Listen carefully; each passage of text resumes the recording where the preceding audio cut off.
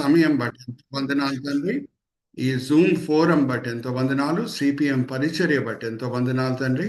ఎంతో దూరదర్శనంతో ఎంతో భారంతో ఇద్దరు బిషప్స్ కూడా తండ్రి, సింగం గారు, భాస్కర్ గారు, ఈ వేదికని స్థాపించడమే కాదు ఎంతో ప్రయాసంతో దాన్ని ముందుకు తీసుకొని వెళ్తున్నారు. దాన్ని బట్టి తండ్రి సార్వత్రిక సంఘం కూడా ఆశీర్వదించబడుతుంది. నేను కూడా ఈ ఫోరం మీద వచ్చి, ఈ వేదిక మీద వచ్చి అనేక సార్లు వాక్య పరిచర్య చేసి నేను కూడా ఆశీర్వదించబడుతున్నాను. తండ్రి, ఈ దినము ఈ మీటింగ్లో పార్టిసిపేట్ చేసే ప్రతి వ్యక్తిని మీ చేతిలో అప్పచెప్తున్నాం. వాళ్ళు కూడా సేవకులే, వాళ్ళకు కూడా ఎన్నో పనులు ఉండొచ్చు, కానీ ఎంతో సాత్వికంతో మేము ఈ విజ్ఞాపన ప్రార్థన పరిచర్యలో పాల్గొవాలి. మేము కూడా వాక్యపరంగా ఆత్మికంగా కొన్ని విషయాలు నేర్చుకోవాలి, బలపరచబడాలి అని ఎంతో మంచి సాత్వికంతో తండ్రి, ఎంతో మంచి ఉద్దేశంతో వాళ్ళు వచ్చి ఉన్నారు. అందరినీ కూడా మీరు తృప్తిపరుస్తారు, దీవిస్తారు, ఆశీర్వదిస్తారని మేము నమ్ముచున్నాం. నిష్ప్రయోజకమైన మీ దీనదాసుని నించోబెట్టి ఈ సమయంలో మీ మహిమార్థమై వాడుకుంటున్నారు తండ్రి. దాన్ని బట్టి నేను మిమ్మల్ని స్తుతిస్తున్నాను. ఈ దినం, ఈ వేళ, ఈ పూట మీరు మా కొరకు ఏర్పరచుకున్న ఆత్మిక పాఠములు మా విశ్వాస నేత్రం వెప్పి బయలుపరుస్తారని నమ్ముచు ఈ వినపములు మేము యేసుక్రీస్తు పరిశుద్ధమైన నామమున వేడుకుంటున్నాం. ఆమేన్, ఆమేన్, ఆమేన్. నేను పోయిన వారము ఈ అంశం స్టార్ట్ చేశాను. సిరీస్ ఫార్మాట్లో మనం వెళ్దామని నా కోరిక. చందు బ్రదర్ మనకి పోయిన వారం మనం ఏ స్లైడ్స్ ఆల్రెడీ ఫోకస్ చేశామో ఆ స్లైడ్స్ జస్ట్ మన రీక్యాప్ కొరకు చూపిస్తారు. Chandu brother, can we see the first slide? Chris brother కూడా జాయిన్ అయ్యారు. Welcome, happy new year Chris brother గారు. Thank you Guruji, thank you Guruji. Chris brother మనకి ఎప్పటికనే వాక్యం చదవటంలో కూడా తోడ్పడతారు. Lessons during new year time అనే అంశం మనం తీసుకున్నాము. Let's go to the next slide Chandu brother. మనం చూసాము, దేవుడు అల్లరికి కర్తగాడు, ఆయనంత సర్వజ్ఞాని ఎవరూ లేరు. ఆదామవ్వ సృష్టింపబడక ముందే దేవుడు సూర్యుడు చంద్రుడిని సృష్టించి దినములు ఎలాగ లెక్కలు వేయాలి, వారాలు ఎలాగ లెక్కలేయాలి, నెలలు ఎలాగ లెక్కలేయాలి, సంవత్సరాలు ఎలాగ లెక్కలేయాలి అనేది దేవుడు ముందే ఏర్పరిచారు. కాబట్టి ఇప్పుడు మన సమాజంలో కలవరం లేదు, లేకపోతే కలవరం ఉంటుంది. ఇప్పుడు ఒక స్థిరత ఉంది. ఎవ్రీ డే తర్వాత డైలీ వేజెస్, వర్కర్స్కి డైలీ వేజెస్ దొరుకుతుంది. మంత్ తర్వాత ఎంప్లాయీస్కి శాలరీ దొరుకుతుంది. అలాగే ఎవరు ఇంటిని అద్దెకిస్తున్నారో వాళ్ళకి రెంట్ దొరుకుతుంది. సో ఒక స్థిరత ఉంది, ఒక సిస్టమ్ అనేది ఉంది. అదే దేవుడు సూర్యుడు చంద్రుడిని సృష్టించకుండా ఉంటే ఈ దినము, ఈ కాలంలో మనకి వారాలు ఉండేవి కావు, నెలలు ఉండేవి కావు, సంవత్సరాలు ఉండేవి కావు. అది లేకుండా ఉంటే సమాజంలో ఎంతో కలవరం ఉండేది. దేవుడు సర్వజ్ఞాని కాబట్టి ఆదామవని సృష్టించేది కంటే ముందే సూర్యుడిని చంద్రుడిని దేవుడు సృష్టించాడు. అందుకే ఇప్పుడు న్యూ ఇయర్ మనం సెలబ్రేట్ చేసుకుంటున్నాం, ఒక సంవత్సరం తర్వాత ఇంకొక సంవత్సరం. Let's go to the next slide Chandu brother. ఇది కూడా మనం పోయిన వారం చూసాము. మన దేవుడు అల్లరికి కర్త కాడు అనే దానికి ఇంకొక నిశ్శబ్దంగా జరిగిన అద్భుతం ఏంటంటే, ఆ అద్భుతం రుజువుపరుస్తున్నది.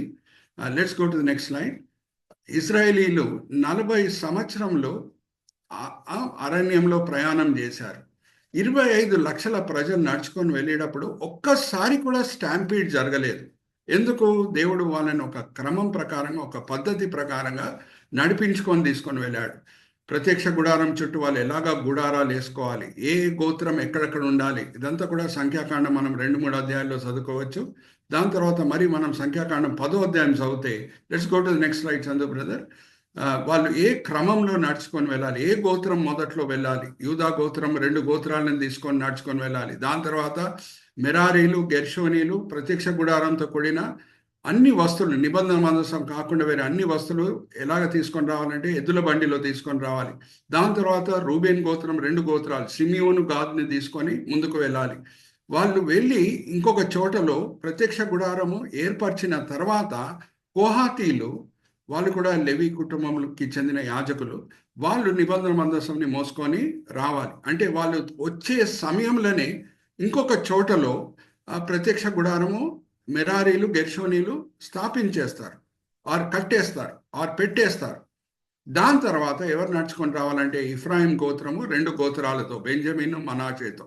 చివరి భాగంలో దాను గోత్రము 2 గోత్రాలు, ఆషేర్, నాఫ్తాలిని తీసుకొని నడుచుకొని రావాలి. ఎందుకు నేను సింహము, అలాగే ఒక మనిషి, అలాగే ఒక ఎద్దు, అలాగే ఒక పక్షిరాజు పిక్చర్లు చూపిస్తున్నానంటే, ఆ కాలంలో దేవుడు మోషే ద్వారా ఏం ఆజ్ఞాపించారంటే యూదా గోత్రంకి జెండా మీద సింహం బొమ్మ ఉండాలి, రూబేన్ గోత్రం జెండా మీద మనిషి బొమ్మ ఉండాలి, ఇఫ్రాయిం గోత్రం జెండా మీద ఎద్దు పిక్చర్ ఉండాలి, అలాగే దాన్ గోత్రము జెండా మీద పక్షిరాజు బొమ్మ అనేది ఉండాలి. అందుకే నేను ఈ పిక్చర్స్ వాడానండి.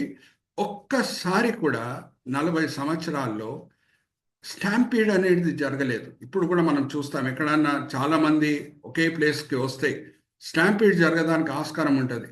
నేను రాజమండ్రిలో పెట్రోల్ బంక్ ఇన్స్పెక్టర్గా చేశాను, అలాగే విజయవాడలో చేశాను. నేను పుష్కరాల సమయంలో అక్కడే ఉండేవాడిని. ఆ నెక్స్ట్ డే పేపర్లో పుష్కరం అయిన తర్వాత గోదావరి నది దగ్గరన్నా కృష్ణా నది దగ్గరన్నా నెక్స్ట్ డే పేపర్లో స్టాంపీడ్ జరిగింది, 2-3 చనిపోయారని అందరూ చదువుకునేవారు. ఇప్పుడు నేను మిమ్మల్ని ఒక ప్రశ్న అడుగుతాను. Chandu brother, you can show all of us, you can display all of us. మీరు అన్మ్యూట్ చేసుకొని జవాబు ఇవ్వండి. దేవుడు నిజంగానే స్టాంపీడ్ జరుగుంటే, ఒక్కసారన్నా 40 సంవత్సరాల ప్రయాణంలో ఒక్కసారన్నా స్టాంపీడ్ జరుగుంటే దేవుడు రాసి పెట్టి ఉండడా?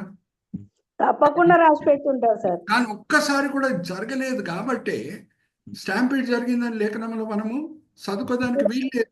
ఇజ్రాయేలీలు తిరుగుబాటు చేశారు, వాళ్ళనున్న లోటుపాట్లు ఏంటి అన్నీ కూడా దేవుడు ఉన్నట్టు సత్యం ఏమీ కూడా దాచిపెట్టకుండా రాసిన దేవుడు స్టాంపీడ్ జరుగుంటే రాసి ఉండడా?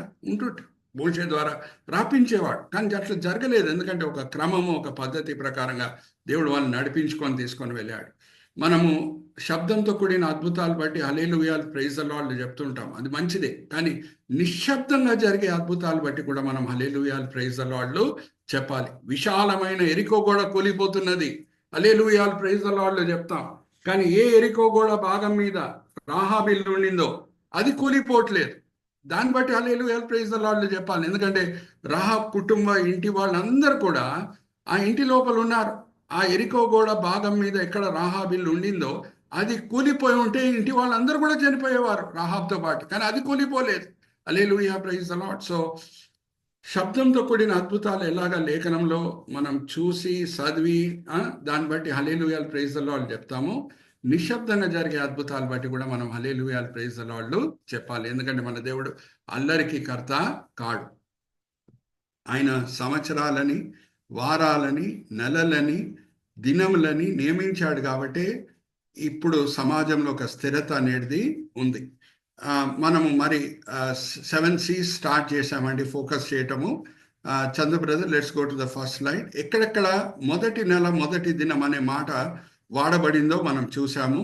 ఫస్ట్ సి మనం ఫోకస్ చేసింది ఏంటంటే కాంప్లయన్స్. దాని తర్వాత కమ్బ్యాక్, మూడవది క్యానన్. ఆ స్లైడ్స్ కూడా ఒకసారి చూసేసి మనం ముందుకు వెళ్ళిపోదాము. Let's go to the next slide Chandu brother.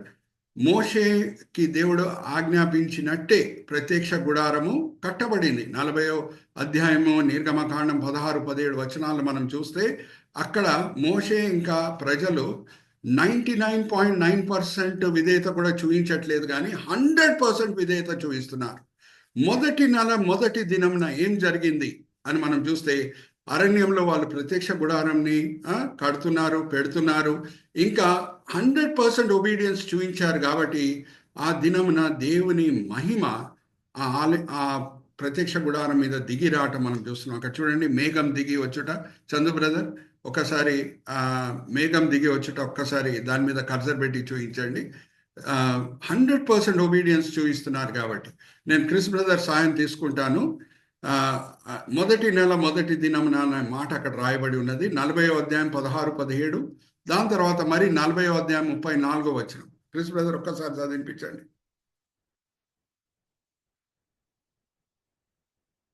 Unmute చేసుకొని. నిర్గమకాండం 40వ అధ్యాయం 16-17.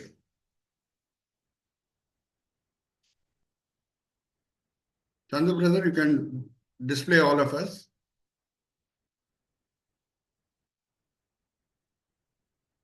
క్రిస్ బ్రదర్ ఉన్నారా? లేకుండా ఉంటే మనోహర్ గారు చదివినిపిస్తారు. ఏదో టెక్నికల్ ప్రాబ్లం ఉంది, మరి ఎగ్జిట్ అయినట్టున్నారు.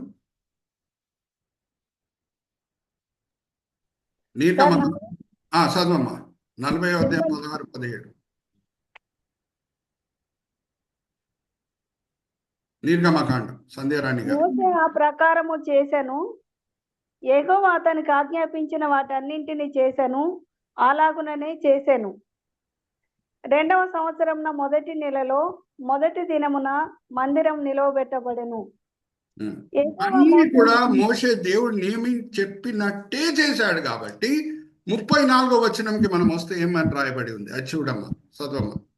34వ వచనంకి మనం వస్తాం. అప్పుడు మేఘము ప్రత్యక్ష గుడారమును కమ్మగా యెహోవా తేజస్సు మందిరమును నింపెను. హల్లెలూయా, ప్రైజ్ ది లార్డ్. దేవుని మహిమ అక్కడ దిగి వస్తున్నది. ఎందుకంటే వీళ్ళు విధేయత చూపిస్తున్నారు. మొదటి నెల మొదటి దినంన వాళ్ళు 2వ సంవత్సరం అంటే ఐగుప్తు దాసత్వం నుంచి విమోచించబడి 2వ సంవత్సరము ప్రత్యక్ష గుడారము కట్టబడుతున్నది. అన్ని కూడా దేవుని చిత్తం ప్రకారంగా కట్టబడింది. అందుకు ఏమైంది, దేవుని మహిమ అక్కడ దిగి వస్తున్నది. దేవుని సన్నిధి ఎక్కడుందో అక్కడ విజయం ఉంటది. ఆ దేవుని సన్నిధి ఎప్పుడు మనతో పాటు ఉంటది, మనము విధేయులమై ఉన్నప్పుడు. ఇది మనం చూసాము.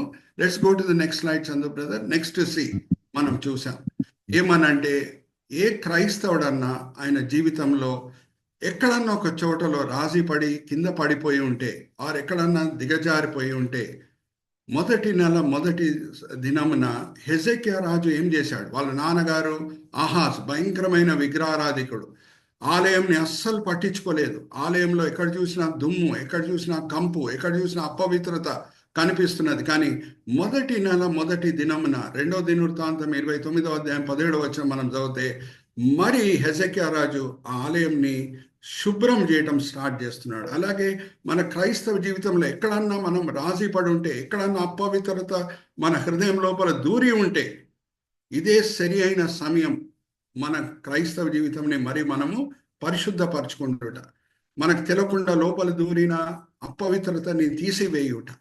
సో ఇది కూడా మనం చూసాము. Let's go to the third slide Chandu brother. మొదటి నెల మొదటి దినమున ఎజ్రా నియమించుకున్నాడు, న్యూ ఇయర్ రెజల్యూషన్ తీసుకున్నాడు. నేను లేఖనము చదివి దాని ప్రకారంగా నడుచుకున్న తర్వాతనే యూదుల మధ్యన నేను లేఖనమునున్న సందేశము బోధిస్తానని. అక్కడ చూడండి, నేను చదివి బోధిస్తానని కాదు, నేను చదివి దాని ప్రకారంగా నడుచుకొని తర్వాత బోధ చేస్తాను. సో ఎజ్రా తీసుకున్న నిర్ణయం ఏంటంటే, not only practice what you preach, but first you practice and then preach. మొదట్లో నేను పాటిస్తాను, లేఖనంలో ఉన్న ఆజ్ఞలను నేను పాటిస్తాను, పాటించిన తర్వాతనే నేను బోధిస్తాను.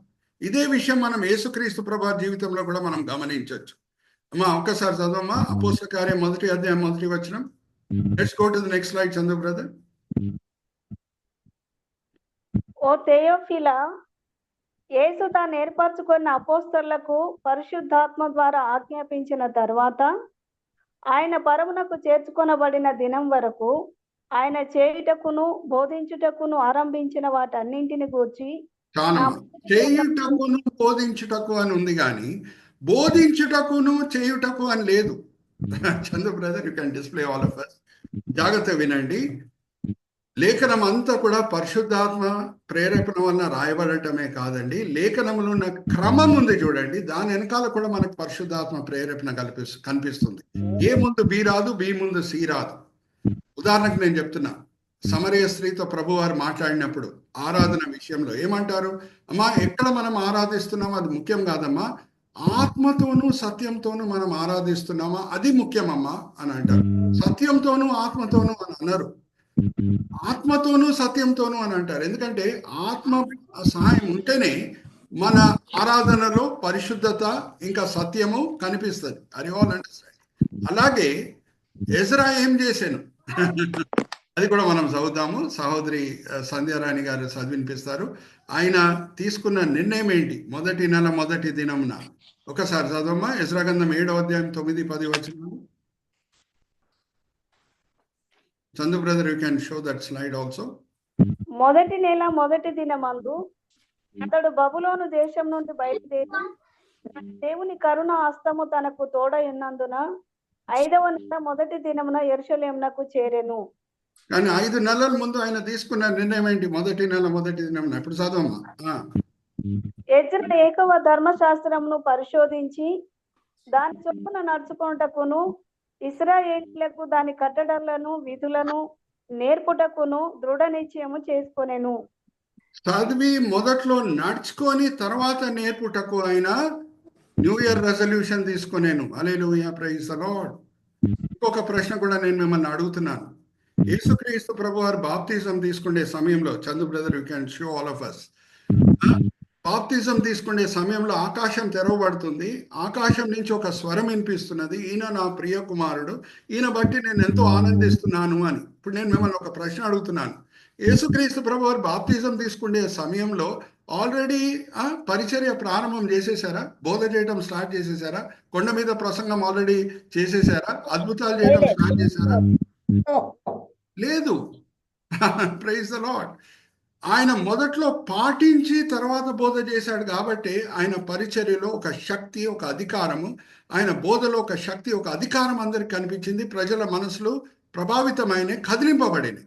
సో మన క్రైస్తవ జీవితంలో కూడా మనం మొదట్లో పాటించి తర్వాత బోధ చేయాలి. పరిశుద్ధత గురించి మనం బోధిస్తున్నామంటే మొదటిగా మనం పరిశుద్ధులమై బోధించాలి. మనము ధారాళమైన మనస్సు కలిగి మీరు కానుకలియాలి దేవుని పరిచర్యకి అని అంటే మొదట్లో మనం ధారాళమైన మనస్సు కలిగి ఉండి వేరే క్రైస్తవ సేవకులకి సాయం చేసి తర్వాత మన సంఘంలో మనం బోధించాలి. ధారాళమైన మనసు మీరు కలిగి ఉండండి. అప్పుడు మనం బోధలో ఒక శక్తి ఉంటుంది, ఒక అధికారం ఉంటుంది. హల్లెలూయా, ప్రైజ్ ది లార్డ్. నేను ఎప్పుడు పాస్టర్స్ కాన్ఫరెన్స్లో నన్ను పిలిస్తే ఈ మాట చెప్తాను. ఏమనంటే, మీరు మీ సంఘ సభ్యుల ఎదుగుదల గురించి కాన్సన్ట్రేట్ చేయండి. వాళ్ళు దశమ భాగం ఇస్తున్నారా లేదా అది వేరే సంగతి. మీ క్రైస్తవ జీవితం, మీ జీవిత నడక చేత మీ సంఘ సభ్యులను ఎదిగింపజేయండి. ఒక వ్యక్తి దశమ భాగం ఇచ్చి ఎదగడు, గ్యారంటీ లేదు. కానీ ఎదిగితే మాత్రం ఖచ్చితంగా దశమ భాగం ఇస్తాడు. Hallelujah, praise the Lord. Are you all with me? So ఇదంతా కూడా మనం పోయిన వారం చూసాము.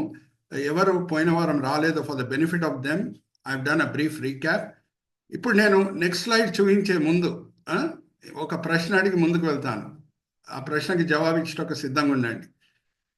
ఒక వ్యక్తి దిద్దుబాటు తీసుకొని రావాలి అని అంటే, ఒక వ్యక్తిని దేవుడు వాడుకోవాలంటే దిద్దుబాటు విషయంలో ఆయన లేఖనంలో స్థిరంగా ఉండాలా లేదా?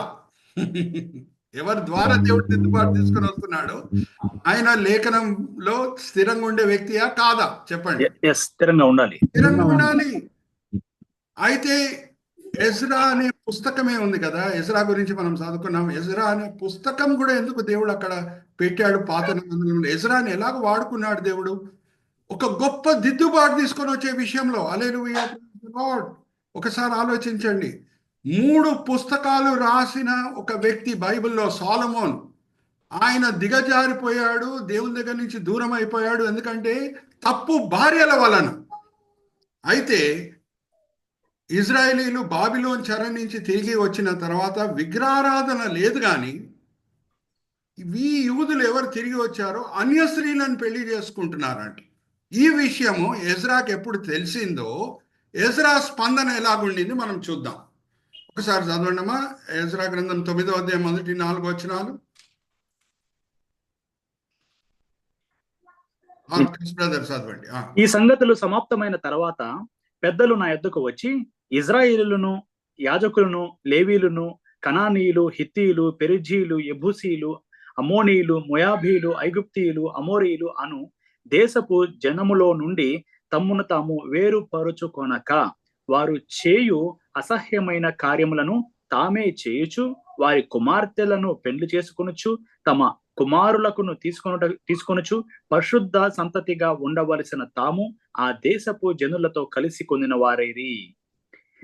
ఈ అపరాధము చేసిన వారిలో పెద్దలను అధికారులను నిజముగా ముఖ్యులై ఉండిరని చెప్పిరి. నేను ఈ సంగతి విని నా వస్త్రమును పై దుప్పటిని చింపుకొని నా తల వెంట్రుకలను నా గడ్డపు వెంట్రుకలను పెరిగి వేసుకుని విభ్రాంతి పడి కూర్చుండిని. హల్లెలూయా, ప్రైజ్ ది లార్డ్.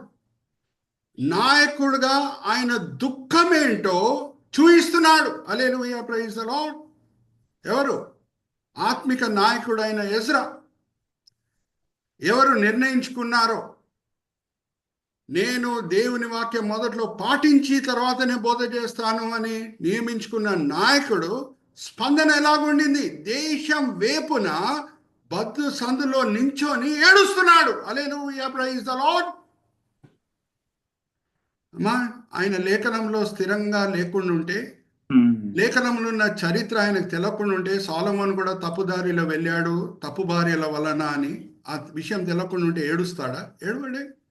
ఇంకొకటి ఏంటి, మనకు అందరికి కూడా తెలుసున్నారు క్రైస్తవులంగా, ఎస్పెషలీ సేవకులంకి, పాత నిబంధనకి కొత్త నిబంధనకు ఉన్న వ్యత్యాసం ఏంటంటే, పాత నిబంధనలో దేవుడు ఒక దేశంతో నిబంధన కుదిరించుకుంటున్నాడు. ఒక దేశంతో, చిన్న దేశమే, మంచిర్యాల టు హైదరాబాద్ 250 కిలోమీటర్ల స్ట్రెచ్ ఉంటుంది, north to south, Dan to బీర్షీబా.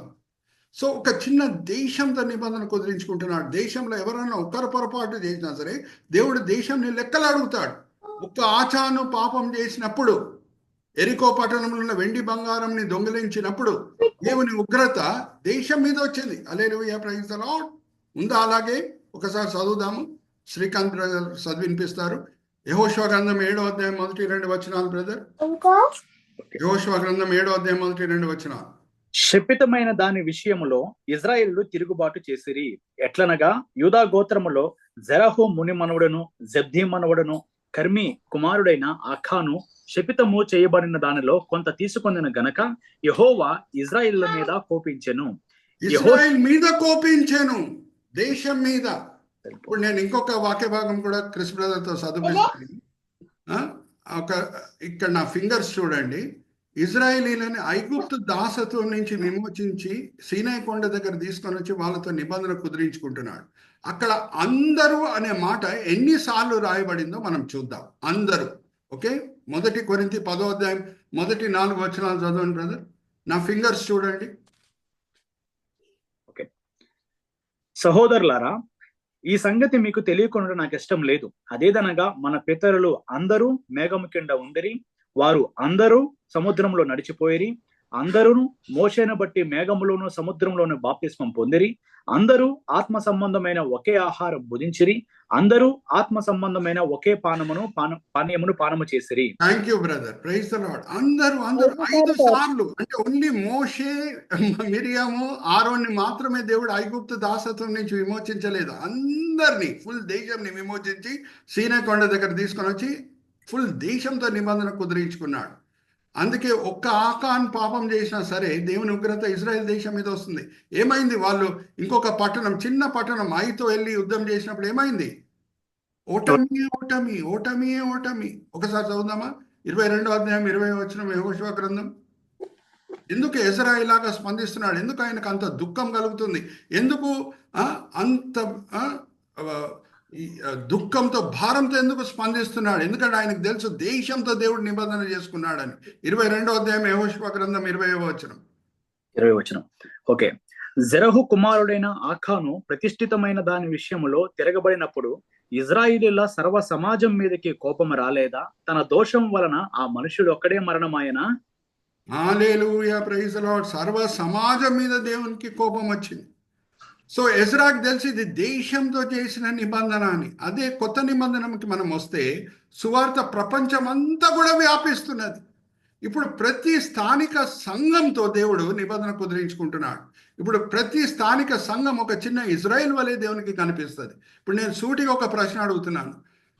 ప్రకటన గ్రంథం 2-3 అధ్యాయాల్లో ప్రభువారు టర్కీ దేశం లోపల ఉన్న 7 సంఘాలతో మాట్లాడుతున్నాడు. ఆ 7 సంఘాలు కూడా 100 కిలోమీటర్స్ రేడియస్ లోపలే ఉన్నాయి, పక్కనే ఉన్నాయి. కానీ ఇప్పుడు నేను మిమ్మల్ని అడిగే ప్రశ్న ఏంటంటే, లౌదిక సంఘం లోటుపాట్లు బట్టి దేవుడు స్మిర్నా సంఘంని లెక్కలు అడుగుతున్నాడండి? నో.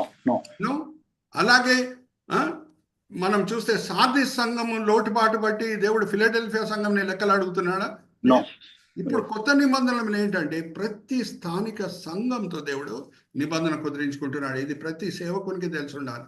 పాత నిబంధనకి కొత్త నిబంధనకు ఉన్న కొన్ని వ్యత్యాసాలు ఉన్నాయి. ఒక ప్రాముఖ్యమైన వ్యత్యాసం ఏంటంటే అక్కడ చిన్న దేశంతోనే దేవుడు నిబంధన కుదిరించుకున్నాడు. ఇక్కడ ప్రతి స్థానిక సంఘంతో దేవుడు నిబంధన కుదిరించుకుంటాడు. అయితే జాగ్రత్తగా వినండి, ఎందుకు ఎజ్రా ఇలాగా స్పందిస్తున్నాడు? దుఃఖంతో, భారంతో. ఎందుకంటే ఆయనకు తెలుసు దేశంతో దేవుడు నిబంధన కుదిరించుకున్నాడు. ఎవరో 2-3 పాపం చేసినా సరే దేవుని ఉగ్రత దేశం మీద వస్తుందని. సో వాక్యంలో స్థిరంగా ఉన్న ఎజ్రా దిద్దుబాటు తీసుకొని వస్తున్నాడు. ఏమైంది చూద్దాం. మొదటి నెల మొదటి దినంన ఆయన ఏడవటం మాత్రమే కాదు, ఆయన తీసుకున్న కరెక్టివ్ యాక్షన్ ఏంటి? పరిష్కారంతో కూడిన ఆలోచనలు, పరిష్కారంతో కూడిన యాక్షన్ ఏంటి? ఎజ్రా గ్రంథం 10వ అధ్యాయం 17వ వచనం. మరి మొదటి నెల మొదటి దినంన ఏం జరుగుతుందో మనం చూద్దాం. ఓకే. మొదటి నెల మొదటి దినమున అన్య స్త్రీలను పెండ్లి చేసుకున్న వారందరి సంగతి వారు సమాప్తము చేసిరి. హల్లెలూయా, ప్రైజ్ ది లార్డ్.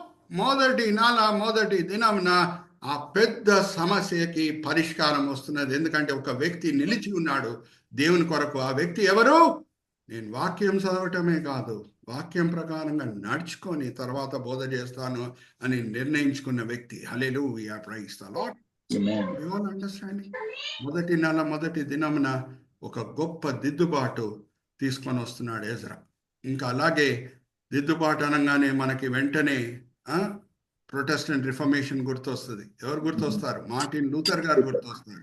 ఈ దినం నేను ఈ విషయం ఒక్కటి చెప్పేసి నేను ముగిస్తాను, ఎందుకంటే ఇది డైల్యూట్ అవ్వకూడదు. జాగ్రత్తగా వినండి. నెక్స్ట్ స్లైడ్కి మనం వెళ్దాము. ఆయన దిద్దుబాటు తీసుకొని వచ్చినప్పుడు మార్టిన్ లూథర్ గారు ఆయన కొన్ని సిద్ధాంతాలు తీసుకొని వచ్చాడు. సోలా స్క్రిప్చరా, సోలా ఫైడే, సోలా గ్రేషియా. దాంట్లో అన్నిటికంటే ముఖ్యమైనది సోలా స్క్రిప్చరా. అంటే దేవుని ఆలోచనలని మనం తెలుసుకోవడానికి లేఖనమే వాడాలి. లేఖనం తప్పితే వేరే ఏది కూడా లేదు. మీరు మరియాను ఎందుకు పూజిస్తున్నారు? మరియాను ఎందుకు మధ్యవర్తిగా మీరు భావిస్తున్నారు? పోపులారా, మొదటి తిమోతి 2వ అధ్యాయం 5వ వచనం ఏం చెప్తుంది? ఒకసారి చదవండి బ్రదర్. మొదటి తిమోతి 2వ అధ్యాయం 5వ వచనం.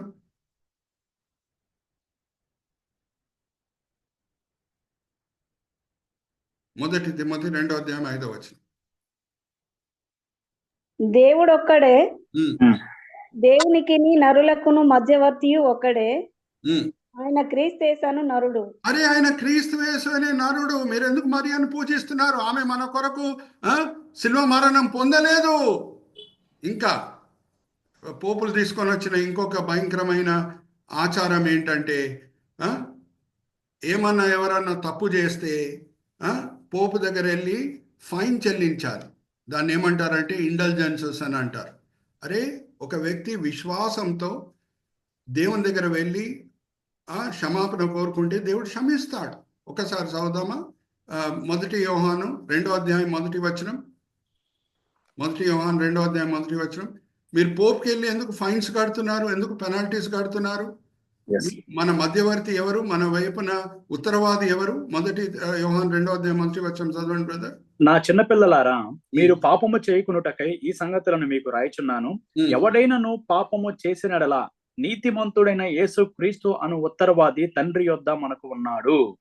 యేసు ఉన్నాడు, ఉత్తరవాది. మీరు వెళ్ళి పోపుకి పెనాల్టీ కట్టడం ఏంటి? ఇంటెలిజెన్స్ అనే డబ్బులు ఇవ్వటం ఏంటి? ఇప్పుడు ఒక్కసారి మనం ఆలోచిస్తాం. అదే మార్టిన్ లూథర్ గారు లేఖనంలో స్థిరంగా లేకుండా ఉంటే దేవుడు ఆయనను వాడుకునేవాడు కాదు. ఈ కాలంలో కూడా సేవకులంగా, క్రైస్తవులంగా మనం తెలుసుకునేది ఏంటి అని అంటే, లేఖనంలో మనం స్థిరంగా లేకుండా ఉంటే ఎవరు వచ్చి ఏ బోధ చేసినా సరే దాన్ని నమ్ముటకు ఆస్కారం ఉంది. Unless you know how a straight line looks, you cannot identify a crooked line అని ఒక సేవకుడు చెప్పాడు. జాగ్రత్త వినండి. ఒక లైన్ ఉంకర్ తింకర్ లైన్ అని ఎప్పుడు మనం గుర్తుపట్టగలుగుతాం? స్ట్రెయిట్ లైన్ ఎలాగుందో మనకు తెలిసి ఉన్నప్పుడే.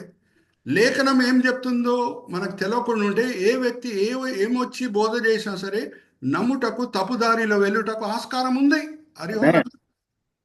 అందుకే ఈ కాలంలో కూడా మా సంఘంలో నేను బోధిస్తుంటాను. ఏమనంటే, ఒక బ్యాంక్ ఎంప్లాయీ దగ్గర కౌంటర్ ఫీట్ నోట్ ఎవరైనా తీసుకొని వచ్చి, నకిలీ నోటు తీసుకొని వచ్చి మోసగించడానికి ప్రయత్నిస్తే బ్యాంక్ ఎంప్లాయీ మాత్రం మోసగింపబడడానికి ఆస్కారం లేదు. ఎందుకంటే ఆ వ్యక్తి ప్రతి దినము ఏది జెన్యూన్ నోట్స్ చూస్తూనే ఉంటాడు. అదే మన దగ్గర ఎవరో తీసుకొని వచ్చి నకిలీ నోట్ని ఇచ్చి మనల్ని మోసగించేమవచ్చు, కానీ బ్యాంక్ ఎంప్లాయీని చేయడానికి లేదు. ఎందుకంటే ఆయన ప్రతిదినము జెన్యూన్ నోట్స్తోనే ఆయన పని చేస్తూ ఉంటాడు కాబట్టి. సో లేఖనం విషయంలో మనం ఎంత స్థిరంగా ఉన్నాం అది మనల్ని పరీక్షించుకోవాలి. Unless we know how a straight line looks, we cannot identify a crooked line. ఒక మాట చెప్పి ఈ దినం నేను సమాప్తం చేస్తున్నాను నా బోధ. జాగ్రత్తగా వినండి. చాలా మందికి ఈ విషయం తెలియదు, నేను చెప్తున్నాను. ఎందుకు యోహాన్ సువార్త రాయబడింది అని ఎవరినైనా అడిగితే ఆల్రెడీ 3 సువార్తలు ఉన్నాయి. ఏమైంది ఆ కాలంలో అని అంటే, నాస్టిక్స్ అనే అబద్ధ బోధకులు లోపల దూరారు సంఘం లోపల. సాతానుడు వాడే పద్ధతి ఏంటంటే, ఆదామవ్వ దగ్గర నుంచి స్ట్రైట్ అవే అబద్ధం మాట్లాడాడు. స్ట్రైట్ అవే అబద్ధం మాట్లాడితే మనం పట్టేస్తాం. కొంచెం అబద్ధం కొంచెం నిజం కలిపి చెప్తాడు. మీ కళ్ళు తెరవబడతాయండి అన్నాడు ఆదామవ్వ దగ్గర. అది నిజమే కదా. ఏది తప్పో ఏదో నిజమో మీరు తెలుసుకుంటారు అని అన్నాడు. అది కూడా నిజమే కదా. ఆ రెండు నిజముల మధ్యన అబద్ధంని శాండ్విచ్ చేస్తున్నాడు. మీరు చనిపోరు అని చూడండి, మోసగించాడు. సో యోహాన్ సమయంలో అప్పటికి పౌలు, పేతురు అందరూ కూడా హతసాక్షులై చనిపోయారు. ఎవరు దూరారంటే ఈ నాస్టిక్స్. వాళ్ళు తీసుకుని వచ్చిన బోధ ఏంటంటే, యేసుక్రీస్తు ప్రభువారు ఆత్మరూపిగానే వచ్చి బోధ చేసి పరిచర్య చేసి వెళ్ళిపోయారు. ఆయన శరీరధారి అయి రాలేదు. శరీరధారి అయి రాలేదు అని అంటే అది నమ్మితే క్రైస్తవతమే కూలిపోతుంది. ఎందుకంటే శరీరధారిగా రాకుండా ఉంటే శిల్వ మరణం వీలు కాదు. శిల్వ మరణం వీలు కాకుండా ఉంటే మనకి పశ్చాత్తాపం అనేది లేదు, మనకి క్షమాపణ అనేది అసలే లేదు. సో వాళ్ళు బోధించిన ఆ తప్పు బోధని ఎదిరించుటకే యోహాను సువార్త రాయబడింది. వేరే సువార్తల్లో లేని విషయాలు మనకి యోహాను సువార్తలో కనిపిస్తుంది. సమరయ స్త్రీ దగ్గర దాహంతో ప్రభువారు నాకు నీళ్లు కావాలమ్మా అని అడుగుతున్నారు. ఎవరికి దాహం వేస్తుంది? శరీర రూపిగా వస్తేనే దాహం వేస్తుంది. హల్లెలూయా, ప్రైజ్ ది లార్డ్. మనకి వేరే సువార్తల్లో లేదు. యేసుక్రీస్తు ప్రభువారు ఆయన ప్రాణంని తండ్రి చేతులు అప్పచెప్పిన తర్వాత రోమా సైనికుడు వచ్చి గుచ్చాడు, రక్తము నీళ్లు కారినాయి అనేది మనకు వేరే సువార్తల్లో లేదు. ఓన్లీ యోహాను సువార్తలు ఉంది. ఎందుకు? యోహాను రుజువుపరుస్తున్నాడు. ఏమనంటే యేసుక్రీస్తు ప్రభు శరీరధారి అయి వచ్చాడు. అందుకే మొదటి యోహాను 4వ అధ్యాయం మొదటి 3 వచనాలు కూడా మనం చదువుదాం. ఈ అబద్ధ బోధకులు, ఈ నాస్టిక్స్ ని ఎదిరిస్తూ ఆయన రాస్తున్నాడు. ఒకసారి మనం చదువుదామా? మొదటి యోహాను 4వ అధ్యాయం మొదటి 3 వచనాలు. ప్రియులారా, అనేకులైన అబద్ధ ప్రవక్తలు లోకములోనికి బయలు వెళ్ళి ఉన్నారు కనుక ప్రతి ఆత్మను నమ్మక ఆయా ఆత్మలు దేవుని సంబంధమైనవో కావో పరీక్షించుడి. యేసు క్రీస్తు శరీరధారి అయి వచ్చెనని ఏ ఆత్మ ఒప్పుకొనునో అది దేవుని సంబంధమైనది. ఏ ఆత్మ యేసును ఒప్పుకొనదో అది దేవుని సంబంధమైంది కాదు. హల్లెలూయా, ప్రైజ్ ది లార్డ్. శరీరధారి అయి వచ్చాడు అని ఏ బోధకుడు అన్న బోధిస్తే ఆయన మీరు నమ్మండి, లేకపోతే నమ్మకండి. అయితే ఒక విషయం నేను మీతో పంచుకుంటున్నాను. ఈ సత్యం నేను గ్రహించినప్పుడు కళ్ళల్లో నీళ్ళు వచ్చేసినాయి. ఏమనంటే, యోహాను ఆయన సువార్తని ఎలాగ ప్రారంభం చేస్తున్నాడు. ఆల్రెడీ 3 సువార్తలు ఉన్నాయి. హల్లెలూయా, ప్రైజ్ ది లార్డ్. మార్క్ సువార్త ఎలాగ ప్రారంభం అవుతుందంటే, యేసుక్రీస్తు ప్రభువారి వయసు ఆల్రెడీ 30 సంవత్సరాలు.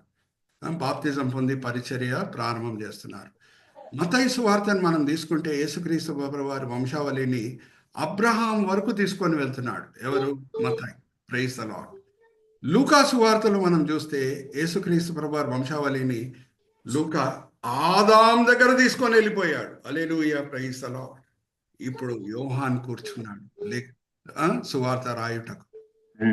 ఆయన ఆదియందు వాక్యం ఉండెను అని స్టార్ట్ చేస్తున్నాడు. హల్లెలూయా, ప్రైజ్ ది లార్డ్.